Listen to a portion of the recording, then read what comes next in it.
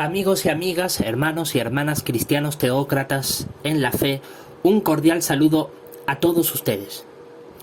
En esta ocasión les tengo preparado un vídeo en cumplimiento de mi más sagrada responsabilidad de proveerles alimento espiritual de acuerdo a las posibilidades que me permiten mis circunstancias personales y mi compromiso para poder proveerles este alimento durante lo que queda de 2024.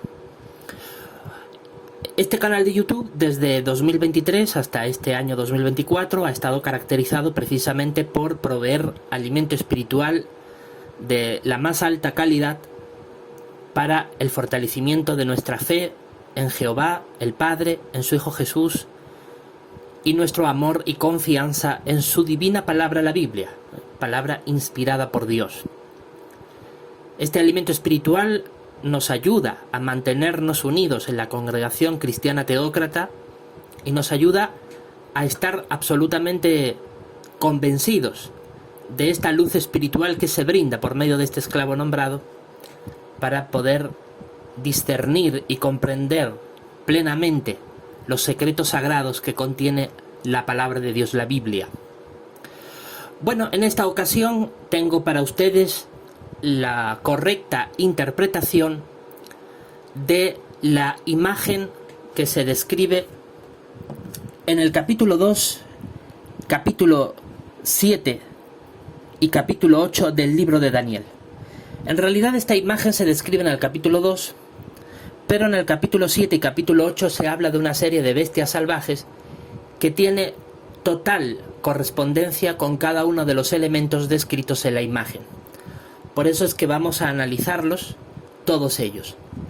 Aunque nos vamos a concentrar principalmente en los elementos de la imagen descrita en el capítulo 2 de Daniel, una imagen que la soñó el propio rey Nabucodonosor II de Babilonia, de aquel imperio neobabilónico, pero como les digo, según los propios escritos del libro de Daniel, tienen correspondencia con diferentes bestias salvajes, algunas de ellas graficadas en esta imagen que tienen ustedes en pantalla, y todo hace referencia a una serie de entidades políticas que dominaron al pueblo de Dios. Esto es muy importante de tenerlo en cuenta. Todas las profecías bíblicas que hablan de entidades políticas hace alusión a aquellas que específicamente dominaron al pueblo de Dios o tuvieron una influencia directa sobre él.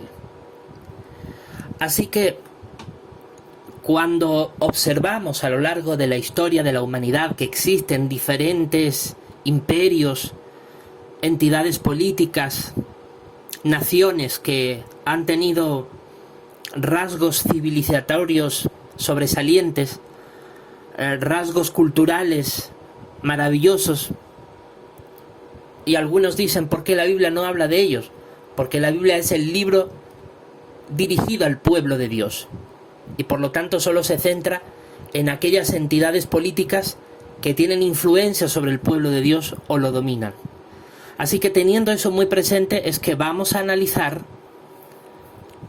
cada uno de estos elementos descritos en el libro de Daniel, tanto la imagen inmensa que soñó Nabucodonosor y que se encuentra registrado en el capítulo 2 de Daniel, como cada una de las bestias salvajes descritas en los capítulos 7 y 8 del libro de Daniel, que tienen su correspondencia con cada uno de los elementos de esta imagen que vemos en pantalla. Así que comencemos. Como bien muestra esta imagen que les he preparado para todos ustedes, se habla de entidades políticas, no hablamos de imperios, no hablamos de repúblicas, no hablamos de monarquías absolutas. En realidad da lo mismo de qué tipo de sistema político estemos hablando. Su naturaleza interna, en líneas generales, no es lo determinante para hablar sobre las entidades políticas.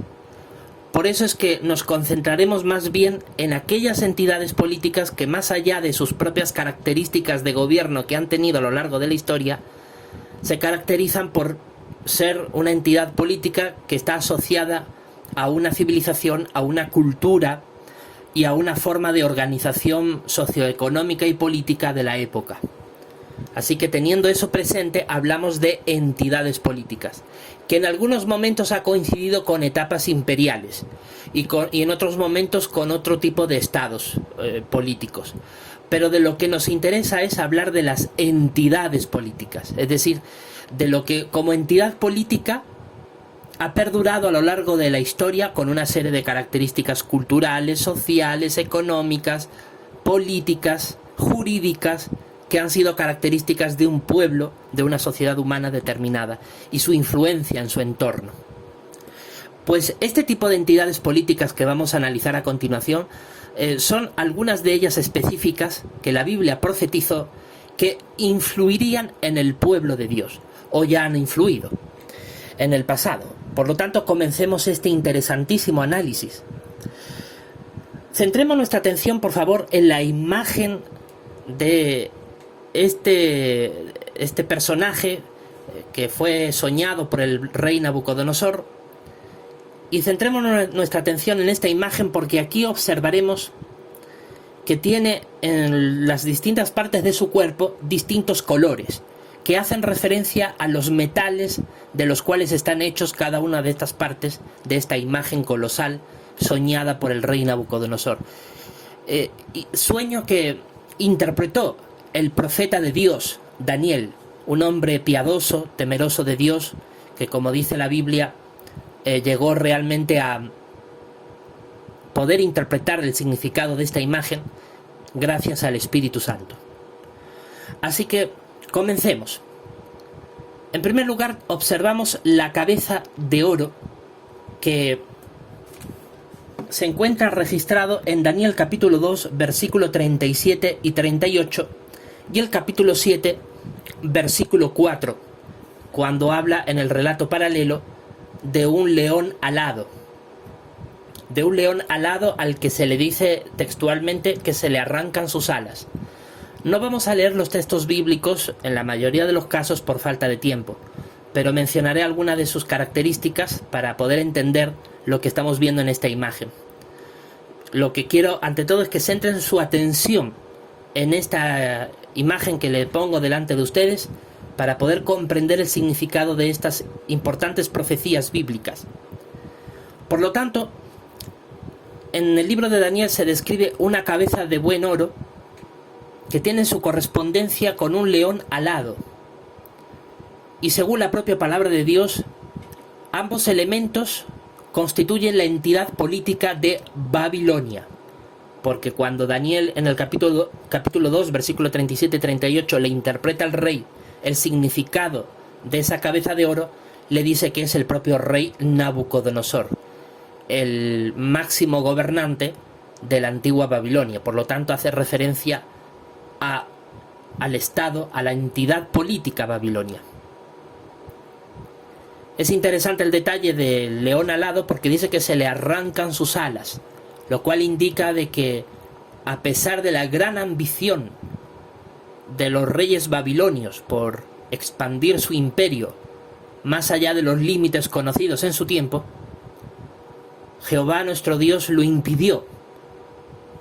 Lo expresó de esa manera en Daniel 7:4, cuando dice que se le arrancan esas alas a ese león alado, se le impide avanzar más allá de los límites que Dios había establecido.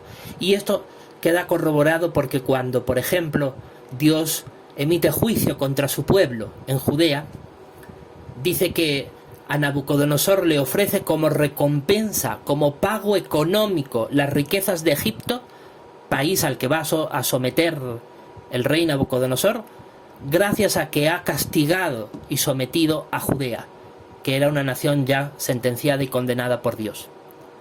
Así que eso demuestra que Dios es al final, y como le dijo Daniel el profeta al rey Nabucodonosor, el que pone y quita reyes, el que decide cuándo un imperio, cuándo una entidad política puede gobernar, hasta dónde y hasta qué grado puede ejercer influencia.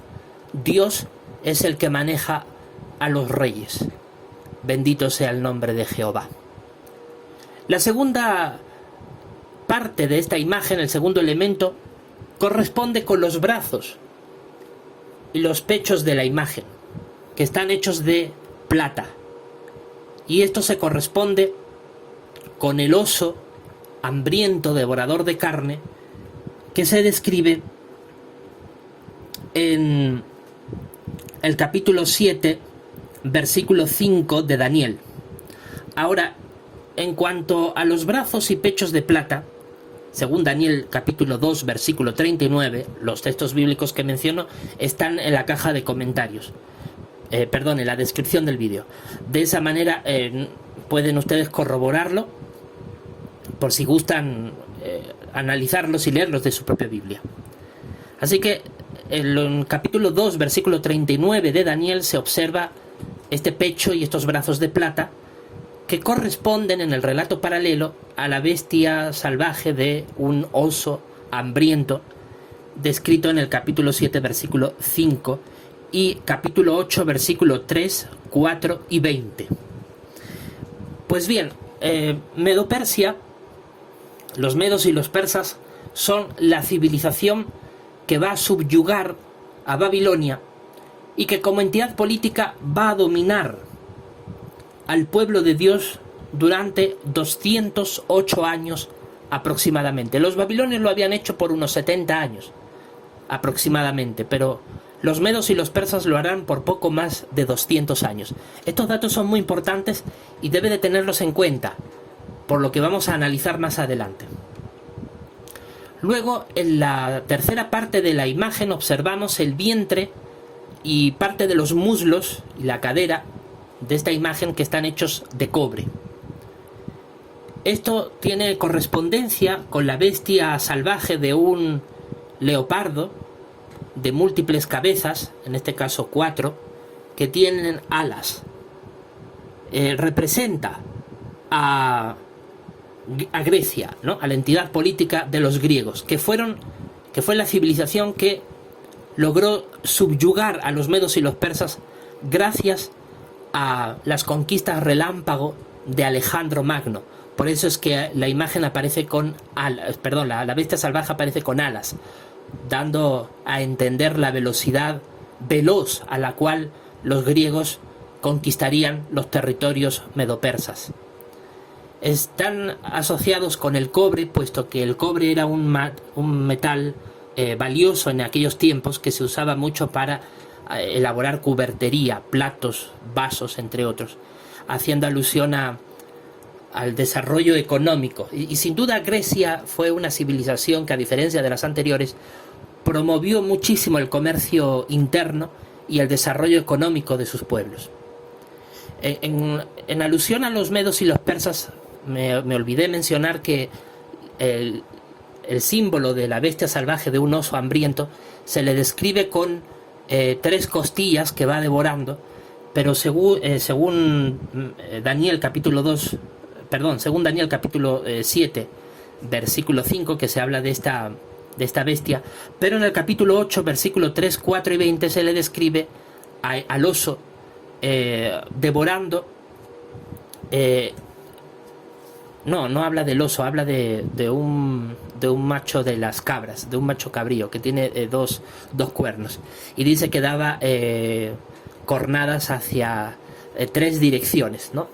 Hacia 3 direcciones cardinales, que eran las direcciones en las cuales el imperio medo-persa se expandió. Eso lo menciona Daniel, capítulo 8, versículo 4, ¿no? Que daba cornadas al oeste, al norte y al sur, que son las direcciones geográficas en las cuales se expandieron los medos y los persas. Los medos y los persas son un pueblo originario del actual Irán, en lo que se refiere a la zona este del Oriente Medio, y su expansión territorial fue dirigida hacia el norte, es decir, hacia lo que hoy es Turquía, el norte de Irak, hacia el sur, lo que sería el sur de Irak y la península arábiga, también incluimos a Egipto, y de esta forma se expandieron los medos y los persas. Y precisamente ese es el significado de las 3 costillas que se le describe al oso según Daniel 7:5, que se refiere también a los medos y los persas según el contexto. Por lo tanto, y como dice Daniel 7:5, ¿no? Se le decía, levántate, come mucha carne. Por lo tanto, eso corresponde con la evidencia histórica, porque los medos y los persas, a medida que se expandieron, tuvieron conquistas insaciables, es decir, conquistaban un pueblo tras otro porque veían la facilidad con la que podían devorar distintos pueblos y naciones del entorno. Entonces fue una nación que además consiguió ingentes cantidades de riqueza, no porque desarrollara el comercio interno al nivel que sí lo hicieron los griegos, pero sí debido a los grandes botines, a los grandes tesoros que fueron tomando de los distintos pueblos que fueron conquistando. Sin embargo, se le pone en el sueño la característica de la plata en la imagen, y que es un metal de inferior calidad al oro, debido a que los tesoros de los judíos que pertenecían al templo de Jerusalén no se los quedaron los medos y los persas, sino que fueron entregados a los propios judíos para que restauraran y reconstruyeran el templo, y de esta forma los tesoros del antiguo templo de Salomón pudieran seguir siendo usados por los judíos en sus servicios religiosos. Por esa razón es que, debido a eso, los medos y los persas se les asemeja a la plata y no al oro, porque fue Nabucodonosor, fueron los babilonios los que sí se apoderaron de los tesoros del templo de Salomón. Por eso se les asemeja al oro, porque se apoderaron no solamente de ingentes riquezas, sino de aquellas riquezas que tenían valor espiritual sagrado, como los utensilios del templo de Salomón. Pero en cambio los medos y los persas se lo entregaron de manera voluntaria a los judíos para que lo usaran en su servicio religioso en Jerusalén, cuando reconstruyeran el templo, y es por esa razón que se les asemeja a la plata. Y el cobre, como ya he dicho antes, a los griegos por su fomento en el desarrollo del comercio interno, que fue notorio y muy característico. Así que observamos claramente estas características. Además de los griegos, es muy interesante que se menciona los siguientes detalles. Cuando se describe en Daniel capítulo 7, versículo 6, a los griegos como un leopardo que tiene alas, sabemos por lo que hemos dicho que sus conquistas fueron veloces, como lo atestigua la historia, sobre todo mediante las conquistas de Alejandro Magno, y que dice que esa bestia tenía 4 cabezas, específicamente dice al final del versículo 6 que se le dio gobernación en realidad. Es más que evidente que se refiere a entidades políticas, como luego el propio Daniel interpreta en su propio escrito.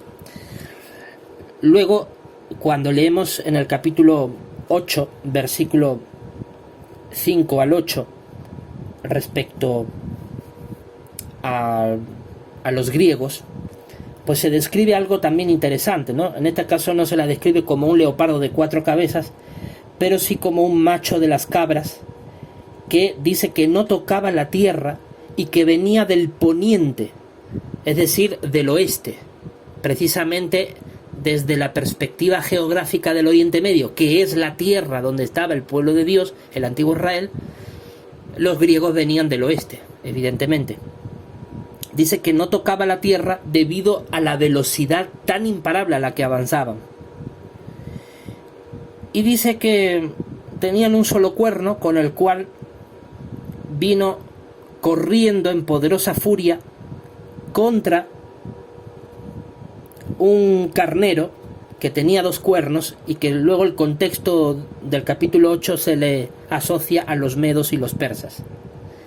Así que el macho cabrío, que representa a los griegos, dice que empezó a mostrar amargura hacia él y procedió a derribar al carnero y a quebrar sus 2 cuernos.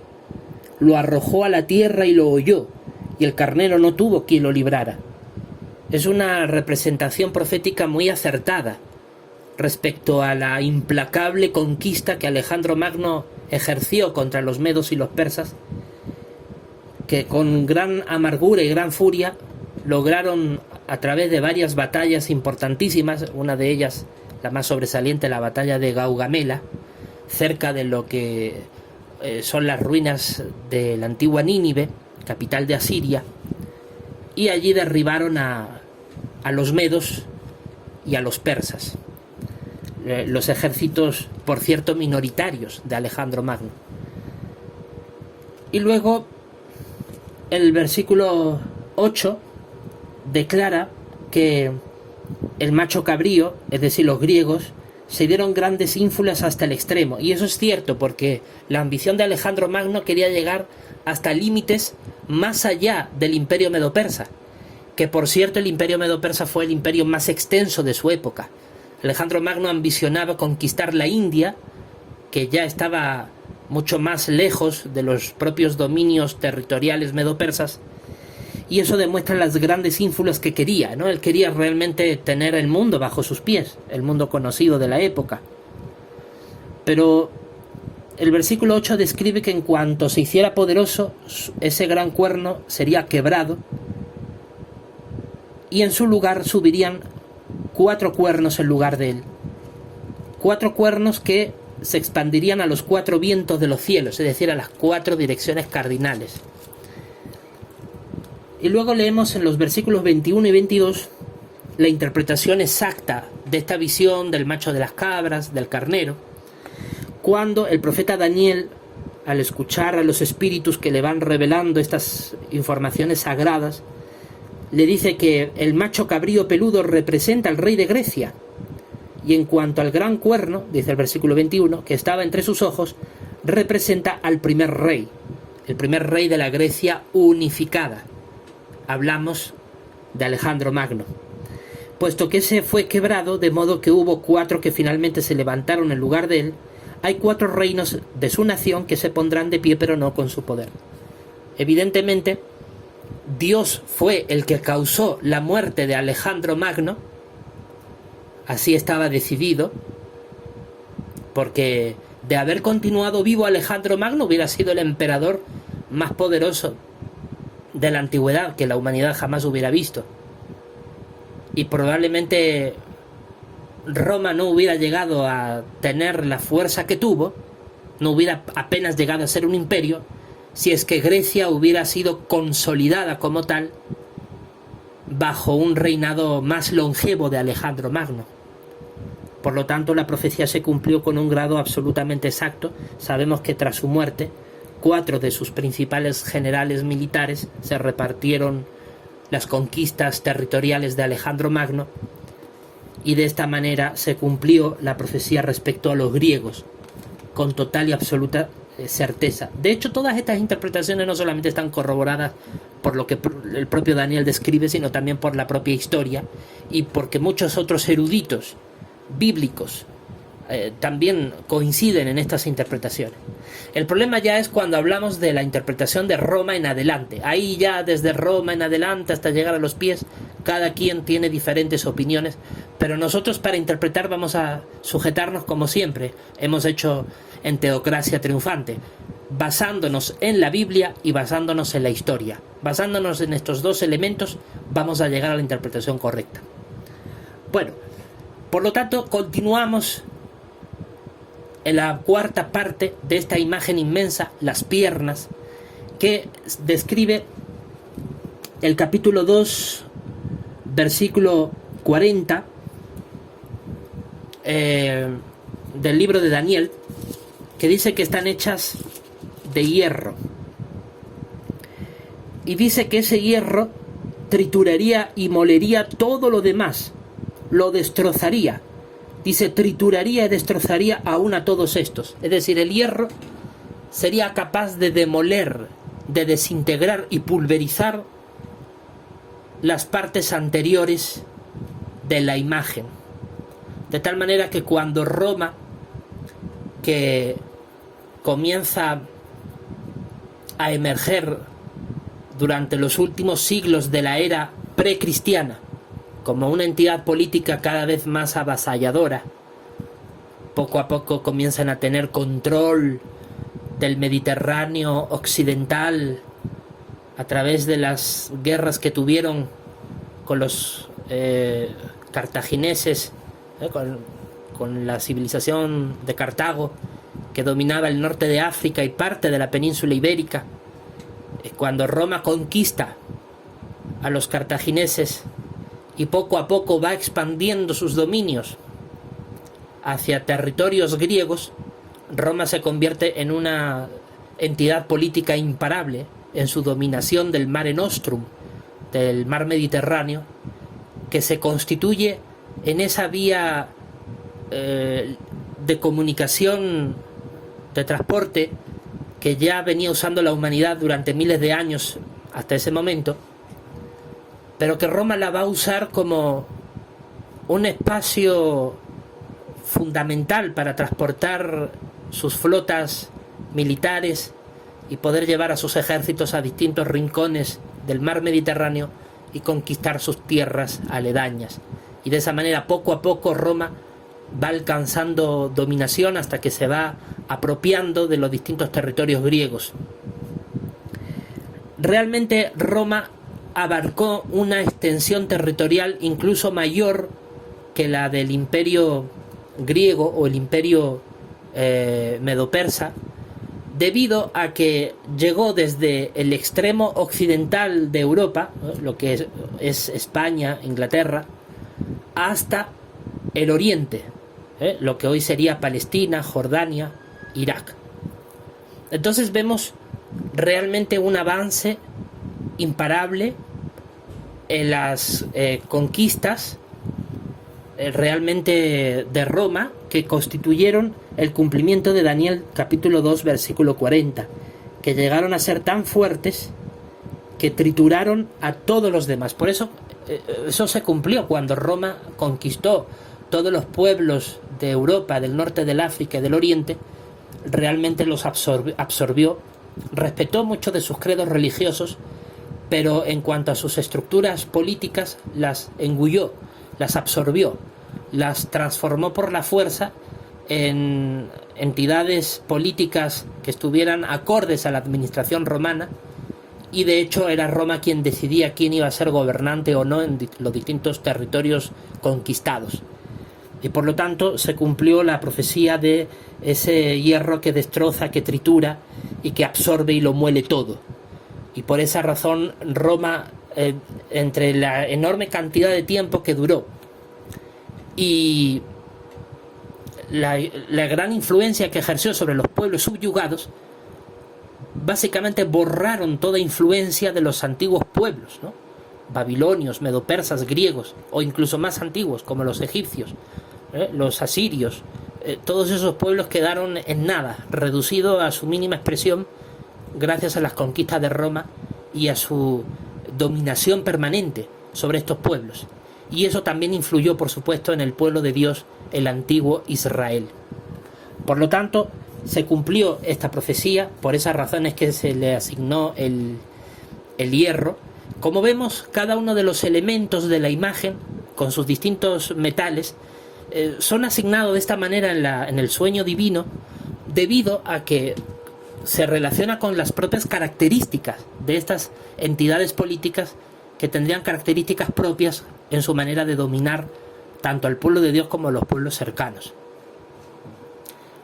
Y esto se corresponde con distintas bestias salvajes, en este caso las piernas de hierro, con una bestia salvaje que no se le asocia directamente con ningún animal específico, pero se menciona que era tan realmente terrible que se le da una serie de características que describen muy bien a la antigua Roma. Realmente en el capítulo 7 podemos encontrar características de esta bestia salvaje. Vamos a leerlo, por favor, en Daniel capítulo 7, versículo 23 al 25, ¿no? No lo voy a leer, pero voy a mencionar algunas de sus características, ¿no? Por ejemplo, versículo 7 y 8, En el 7 y 8, cuando se le describe, menciona que tenía, por ejemplo, dientes de hierro grandes, y además dice que era extraordinariamente fuerte. Las legiones romanas han pasado a la historia por su gran fama de ser implacables.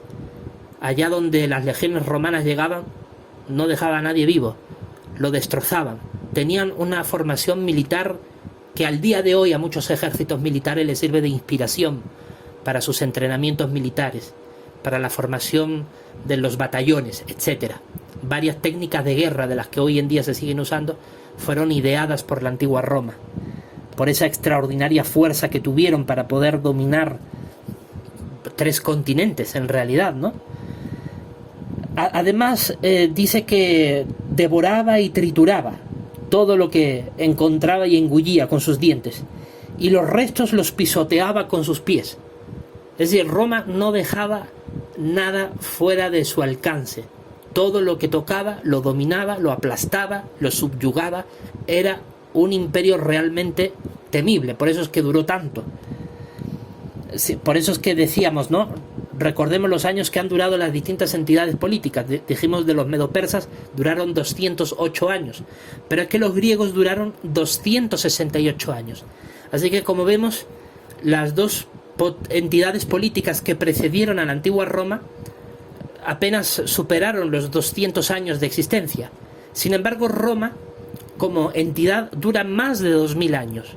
Y eso lo vamos luego a demostrar, no es simplemente por hablar. Pero la entidad política romana duró más de 2000 años. Es decir, duró 10 veces más de promedio que sus antecesores. Eso también se corrobora con lo que leemos en Daniel capítulo 7, versículos 7 y 8 que estoy mencionando, debido a su extraordinaria fuerza, potencia, a su capacidad de devorar y triturar lo que encontraba a su camino y pisotear lo que quedaba, que lo pisoteaba con sus pies. Es decir, era una bestia formidable, brutal. Y luego menciona en el versículo 8 que habría una serie de cuernos que saldrían de entre ellos. No voy a dar más detalles por el momento, pero aquí está clara la evidencia, ¿no es cierto?, que demuestra que esta era una potencia que duró 10 veces más, 2000 años aproximadamente, lo cual demuestra la potencia que tenía y que realmente fue la que trituró a las otras entidades. Y es que esto es muy importante tomarlo en cuenta, tener este detalle presente, la duración, el tiempo en el que se extendió la entidad romana, que duró más de 2000 años dominando al pueblo de Dios. ¿Por qué? Porque eso nos va a ayudar a entender la duración de los pies de hierro y de barro. Recordemos, y ahí tenemos las fechas que podemos corroborar matemáticamente, Babilonia duró apenas unos 70 años, dependiendo también de en qué momento comencemos a contar esa dominación, pero realmente fue menos de 100 años la dominación de Babilonia sobre el pueblo de Dios, si contamos el periodo del exilio y los años anteriores al exilio, en los que distintos reyes babilonios fueron presionando e incluso pidiéndole tributo a distintos reyes judíos en ese tiempo. Luego los medos y los persas duraron 208 años de dominación sobre el pueblo de Dios, y los griegos 268 años. Así que vemos que tanto la primera como la segunda y tercera potencia descritas aquí, o entidades políticas, una de ellas no duró ni 100 años y las otras dos duraron menos de 300 años. En cambio, Roma duró más de 2000 años, lo cual también es cumplimiento profético de lo que hemos dicho antes, ¿no?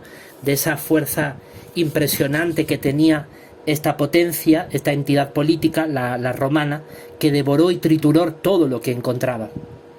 Pero luego el versículo 8 se le describe una serie de cuernos que habrían de salir y menciona que tenía 10 cuernos. Ninguna otra bestia se le ha descrito con tal cantidad de cuernos. Esto también es otro detalle muy importante a tener en cuenta, porque, por ejemplo, cuando hablábamos del carnero, ¿no?, hablando de la potencia medo-persa, se dice que tenía ese carnero 2 cuernos, que representa uno a los medos y el otro a los persas. Pero de los griegos, por ejemplo, se le menciona un solo cuerno, que representaba al primer rey griego, Alejandro Magno, y tras él a 4 reyes griegos. ¿Qué quiero decir con todo esto? Que cuando se describen cuernos, estamos hablando de entidades políticas que bien pueden ser emergentes de esa bestia, y eso también consume tiempo.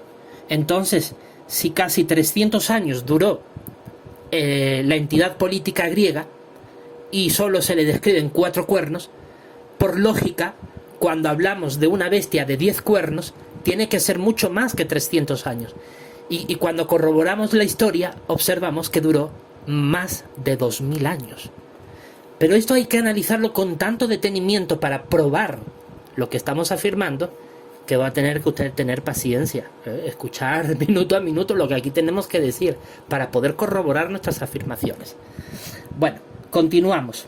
Entonces, de esta bestia se le describe con 10 cuernos que van a demandar tiempo. Y bueno, luego ya leemos en los versículos 23 al 25 el significado, ¿no? Que dice, por ejemplo, en el versículo 23, que esta cuarta bestia sería un cuarto reino que llegaría a existir en la tierra, que sería diferente de todos los demás reinos, es decir, de los anteriores que hemos analizado, y devoraría toda la tierra. Observe este detalle: devoraría toda la tierra, la hollaría y la trituraría. Bueno, esto tuvo dos fases de cumplimiento. La primera fase fue durante el propio Imperio Romano propiamente dicho. Durante el Imperio Romano propiamente dicho, que duró aproximadamente 500 años como imperio, ese imperio sí llegó a devorar toda la tierra, hollarla, es decir, aplastarla y triturarla. Porque todo el mundo conocido de la época, es decir, toda la cuenca mediterránea, todos los países que existen hoy en día alrededor del Mediterráneo, fueron los territorios del antiguo Imperio Romano. Recordemos que Roma subyugó a buena parte de Europa, al norte del África y a la totalidad del Oriente Medio. O sea, fue un imperio extremadamente grande, poderoso y fuerte. Y duró 500 años, no duró poca cosa. Entonces, efectivamente, trituró, aplastó y pisoteó toda la tierra, la devoró en aquella época. No hubo ningún pueblo independiente, ninguna civilización, ninguna cultura que sobreviviera a la arrolladora conquista de la antigua Roma. Luego hay una segunda fase de dominación romana que comenzará desde el siglo XV en adelante, cuando las distintas entidades políticas que salen de la Roma fragmentada, hablamos de algunos imperios europeos, van a subyugar distintos territorios del mundo. Lo van a subyugar y lo van a dominar.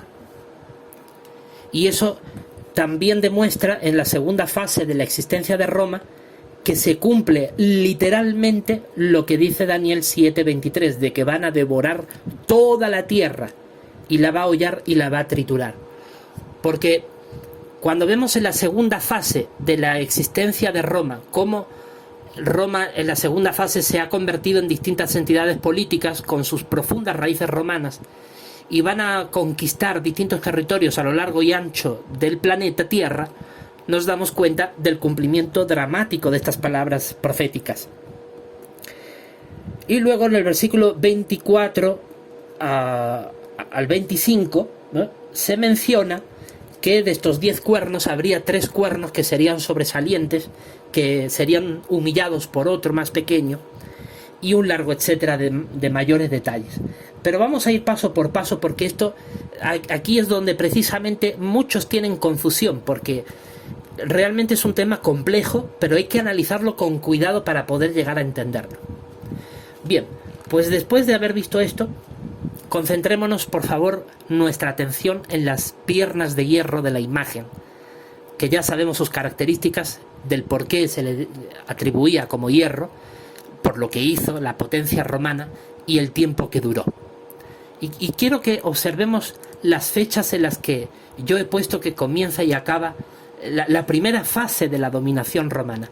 La primera fase de la dominación romana durará 1500 años aproximadamente. Desde el año 63 a.C., cuando Pompeyo toma control, Pompeyo era un general romano, tomó control de la capital judía de Jerusalén, que era la capital del antiguo pueblo de Dios de Israel. En el año 63 a.C., Pompeyo conquista Jerusalén y de esta manera comienza la dominación romana sobre el pueblo de Dios, de tal manera que cuando Cristo nuestro Señor llega a vivir y nace en este mundo, Él nace bajo el reinado de César Augusto, emperador de Roma, y durante todo su ministerio lo desarrolló bajo el Imperio Romano, y así también las primeras fases del cristianismo se desarrollaron durante el Imperio Romano, de tal manera que la llegada del Mesías y su labor santa junto con la de la congregación cristiana teócrata de aquella época fueron labores llevadas a cabo bajo la dominación romana, dominación que comenzó en el año 63 con la conquista de Pompeyo de Jerusalén, comenzando la dominación romana sobre el pueblo de Dios, que hasta ese momento seguía siendo el antiguo Israel, y luego ya cuando Cristo llega, predica, hace su ministerio y funda la congregación cristiana teócrata, el pueblo de Dios pasa a ser a manos de los cristianos, ya no de los judíos, sino de los cristianos. Y precisamente durante todo el desarrollo del cristianismo se va a desarrollar también la influencia romana.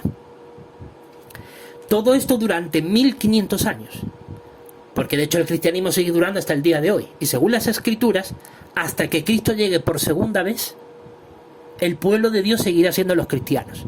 Así que eso no tiene ningún tipo de discusión. Claro, los cristianos verdaderos, los que practicamos la Biblia. Ahora bien, ¿qué es lo que ocurre? Bueno, cuando la congregación cristiana teócrata del siglo I se erige, se construye, los apóstoles comienzan su labor de predicación, Cristo ya había dejado algunas bases, ¿no? Porque había hecho una predicación durante 3 años y medio a través de sus milagros, y hubo miles que pusieron fe en él. Pero luego ya cuando Cristo muere y los apóstoles toman control de la congregación cristiana teócrata de la época, comienza una planificación mucho más organizada para expandir la predicación del Evangelio en distintos territorios del dominio romano. Y esto se va a desarrollar durante siglos. El primer siglo es el siglo de la congregación cristiana teócrata verdadera, donde los apóstoles, usados por el Espíritu Santo, tienen la capacidad de hacer milagros, resucitar muertos, curar enfermos, expulsar demonios, etc. Y además tienen el don milagroso de la inspiración divina, algunos de ellos, como los apóstoles Pedro, Pablo y Juan, entre otros, que van a ser capaces, gracias al Espíritu Santo, de escribir textos inspirados por Dios, con la misma inspiración divina que el Antiguo Testamento. Y ahí se va a ir conformando poco a poco la segunda parte de la Biblia, el Nuevo Testamento. Y entonces tenemos un primer siglo, que fue el siglo donde se fundó el cristianismo verdadero, donde los apóstoles dejaron claro en sus cartas inspiradas que el cristianismo verdadero tiene que ser aquel que tiene lealtad a la Escritura, que se adhiere firmemente a la fiel palabra. Repito, se adhiere firmemente a la fiel palabra, a los santos escritos. Eso es una constante en todas las cartas apostólicas, la supremacía de la Sagrada Escritura. Y entonces los cristianos del primer siglo, que constituyeron el verdadero pueblo de Dios, la verdadera institucionalidad cristiana genuina, limpia, santa, pura, inmaculada, porque se atenía a lo que está escrito en las Escrituras, a las normas de moralidad, de buenas costumbres, de creencias verdaderas basadas en las Escrituras, tanto apostólicas como hebreas del Antiguo Testamento. Y entonces en el siglo I, a pesar de que fue testigo de crueles persecuciones, entre ellas la más famosa, la de Nerón, pero el cristianismo, como pueblo de Dios, tenía la protección de Dios, y por lo tanto, por más que se le persiguiera, era imposible destruirlos. Y por lo tanto, se desarrollaron, florecieron los cristianos a pesar de las purgas, los asesinatos, las ejecuciones, los martirios. Pero los cristianos, lejos de desaparecer, no hacían más que multiplicarse más y más y más, con la bendición de Jehová y de su Hijo Jesucristo. Pero sin embargo, los apóstoles habían advertido que tras su muerte el cristianismo comenzaría a corromperse mediante la apostasía, mediante enseñanzas antibíblicas, que tratarían de corromper tanto la doctrina como la estructura organizativa de la congregación cristiana teócrata del primer siglo. Y esto fue un proceso lento, paulatino, no fue rápido, porque evidentemente los cristianos verdaderos que estaban dentro de ella siempre presentaban resistencia, como debía de ser, ante la apostasía. Los cristianos verdaderos que siempre han existido, Jesús lo dijo en Mateo 28, 19, 20, estaré con ustedes todos los días hasta la conclusión del sistema de cosas. Entonces siempre ha habido cristianos verdaderos desde los tiempos apostólicos hasta el día de hoy. Y durante toda la historia, los cristianos verdaderos siempre hemos ofrecido una resistencia a la apostasía. Y por esa razón, los cristianos verdaderos de finales del siglo I, comienzos del siglo II, hicieron cuanto estuvieron en sus manos para ofrecer resistencia al avance imparable, ya profetizado, de la apostasía. Una apostasía que empezó a corromper por dentro a la congregación cristiana teócrata verdadera. La inundó de doctrinas falsas antibíblicas y adulteró su estructura jerárquica interna, inventando cargos que no existían, pervirtiendo las funciones de los cargos que sí existían e inventando nuevos cargos que no existían, y un largo etcétera de desmanes y de acciones y decisiones profundamente antibíblicas que hundieron a la congregación como colectivo en una apostasía cada vez peor, a pesar de que los cristianos verdaderos, que en esos tiempos ya eran minoritarios, siempre estuvieron allí y siempre alzaron su voz para oponerse a esas herejías y a esas blasfemias. De tal manera que el proceso de descomposición del cristianismo puro y limpio del siglo I empieza a corromperse durante el siglo II, siglo III y siglo IV. Durante 300 años aproximadamente, el cristianismo va a corromperse cada vez más y más y más. Se van a introducir doctrinas falsas como la Trinidad, doctrinas falsas como el infierno de fuego, como la inmortalidad del alma, como la renuncia a una esperanza de vida en la tierra paradisíaca, y un largo etcétera. Un largo etcétera. Entonces observamos que después del siglo II al siglo IV, en estos casi 300 años de descomposición de la congregación cristiana teócrata, donde siempre los cristianos verdaderos eran minoría y alzaban su voz, ejemplo clásico, un cristiano ungido de aquellos tiempos llamado Arrio, un bendito cristiano ungido que ahora gobierna con gran poder en los cielos. Y Arrio fue un defensor de la doctrina verdadera de que solo Dios el Padre, el bendito Jehová, es el único Dios verdadero, y que Jesús no es Dios, sino que es su Hijo, creado por el Padre, subordinado al Padre. Pero los apóstatas, que eran más ya en esos tiempos, arrinconaron, ridiculizaron y persiguieron cruelmente a Arrio y a sus descendientes, a sus discípulos, mejor dicho, por defender la sana doctrina. Y así ha sido una constante durante estos siglos oscuros, en los que los apóstatas se apoderaron de la congregación cristiana teócrata y la inundaron de doctrinas falsas y de estructuras organizativas retorcidas que iban más allá de la Sagrada Escritura. Entonces, todo este proceso de descomposición llegó a su punto culmine, a su clímax, en el siglo IV, apenas casi 300 años después de comenzar este proceso de descomposición. ¿Qué pasó en el siglo IV? Es decir, en los años 300 y tantos, pasaron muchas cosas muy graves.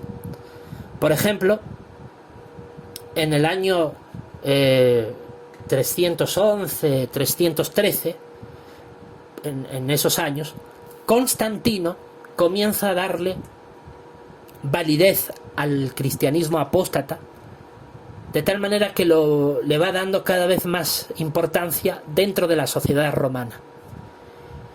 Y en el año 380 después de Cristo, mediante un edicto, el emperador romano Teodosio declara a la cristiandad apóstata como la religión oficial del Estado romano, con consecuencias dramáticas, trascendentales y de un impacto fundamental que tendría en los siglos venideros.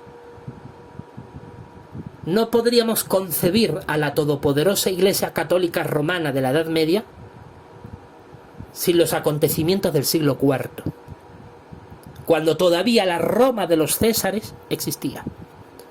Porque hay que recordar que la Roma de los Césares básicamente es desde unos años antes de Cristo, ¿no?, con Julio César, César Augusto, el sucesor, hasta todos los primeros siglos de la era cristiana, donde los emperadores romanos eran básicamente los que manejaban al imperio.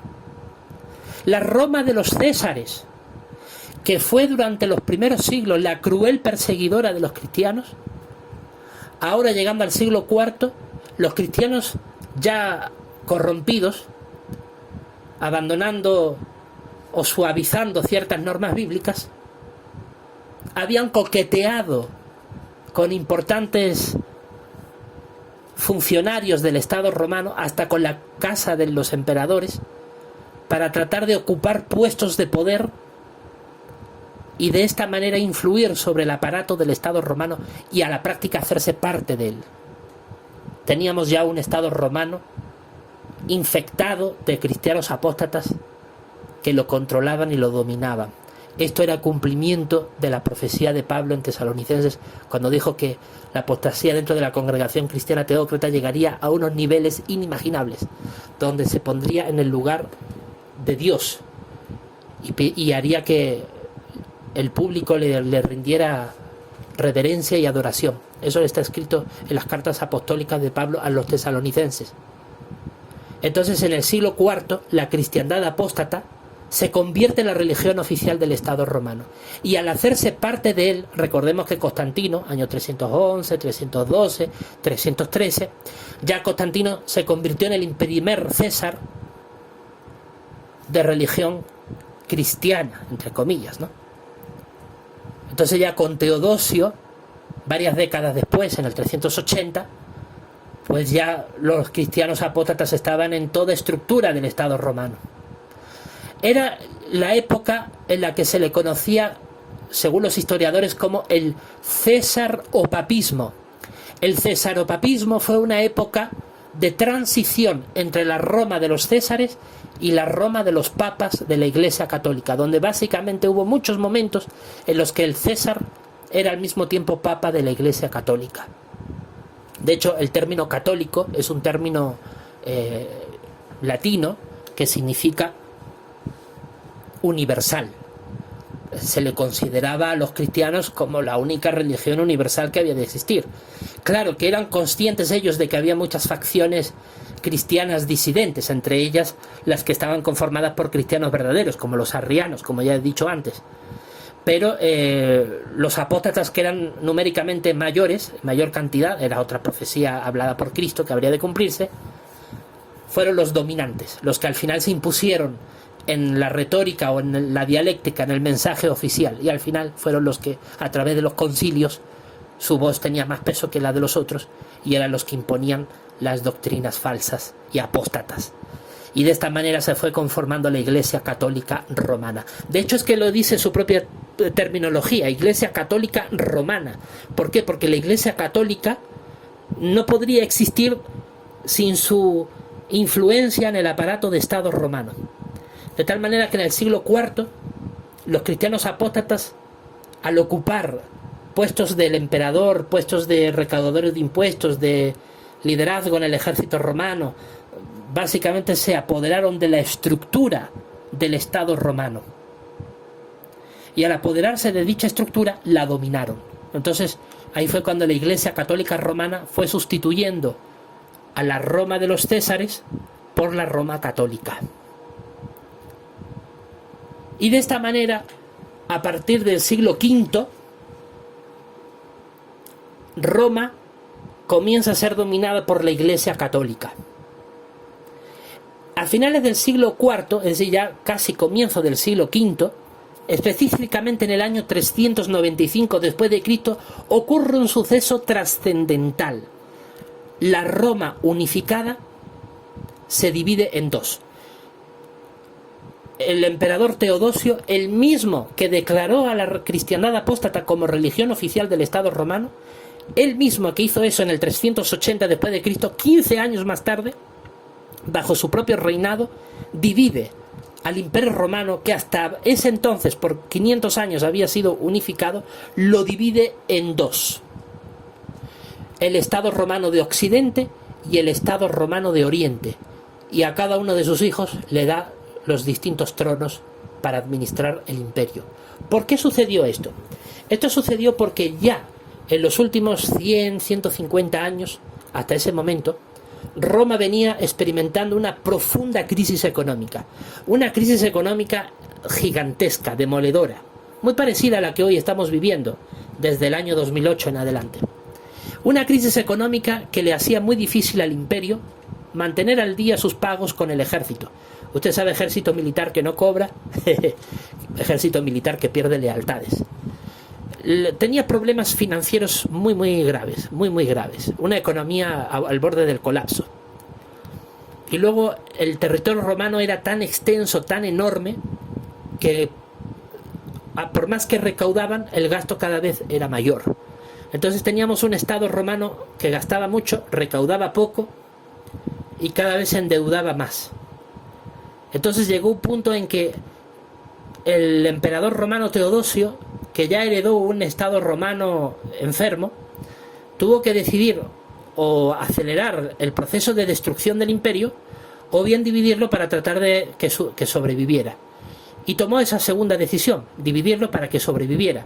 Fue la decisión que marcó la historia. Por eso el emperador Teodosio tuvo un papel tan importantísimo en la historia romana, porque gracias a él, en el 380 declara la cristiandad apóstata como la religión oficial del Estado, y 15 años después divide el imperio,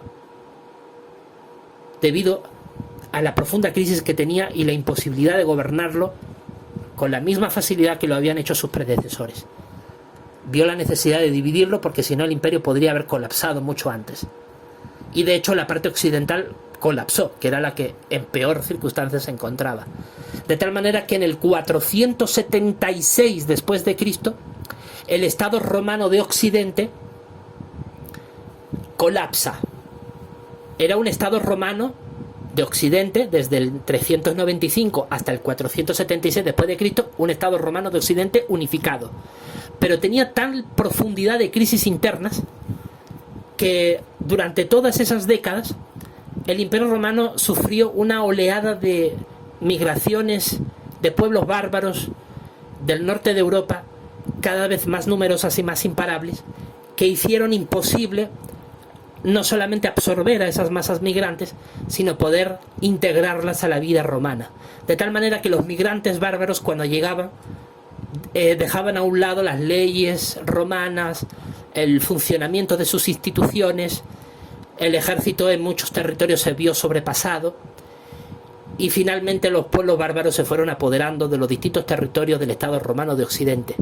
Eso fue un proceso que duró décadas y fue de a poco, hasta que llegó el punto culminante que en el 476 un rey bárbaro destronó al último emperador romano y se apoderó del trono, poniendo de esta manera fin al Estado romano de Occidente. Y por lo tanto en el 476, que es el año en el que Roma, la capital, cae ante un rey bárbaro y sus ejércitos, comienza un proceso de desintegración de la Roma occidental que va a durar aproximadamente 1000 años. Entonces, durante 1000 años aproximadamente, en la parte occidental de Roma se van a erigir distintas entidades políticas. Por ejemplo, en la península ibérica podríamos observar a los visigodos, que eran un pueblo de origen bárbaro que instituyeron su propio reino aquí en la península. En Francia, los francos. En la isla británica, los sajones, los anglos, entre otros. ¿Y qué ocurrió? Que, por ejemplo, a lo largo de los distintos siglos, en la Europa occidental, en lo que era el Estado romano de Occidente, que ya estaba fragmentándose en distintos reinos, porque estaban saliendo los cuernos estaban saliendo los cuernos. Pues vemos, por ejemplo, en el siglo IX se erige el imperio carolingio, el imperio del Sacro Imperio Romano Germánico, que fue un imperio de características romanas, con características germánicas, y que duró varios siglos. Y así como aquel reino, también estuvo el de los francos, el de los visigodos, el de los anglos, el de los sajones. En fin, fueron 1000 años, desde el siglo V hasta el siglo XV, en la parte occidental, fueron 1000 años de convulsión total y absoluta. ¿Por qué?